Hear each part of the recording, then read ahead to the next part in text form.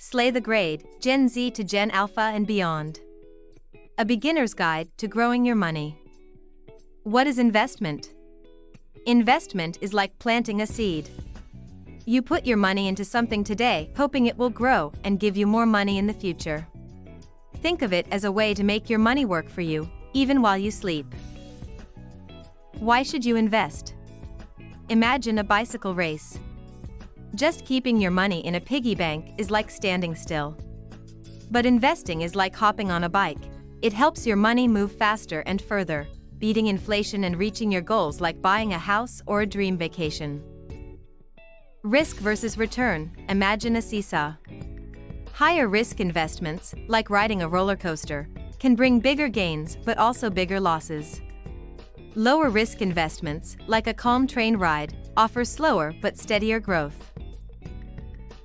Don't put all your eggs in one basket. Imagine if all your toys were in one box and you lost that box.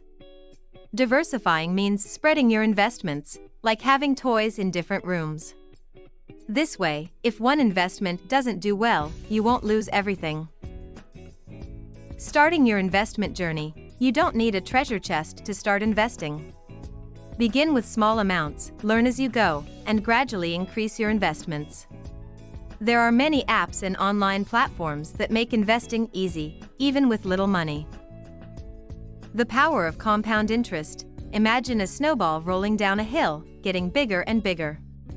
Compound interest is like that. Your earnings start earning their own money, leading to exponential growth over time. Seeking professional advice.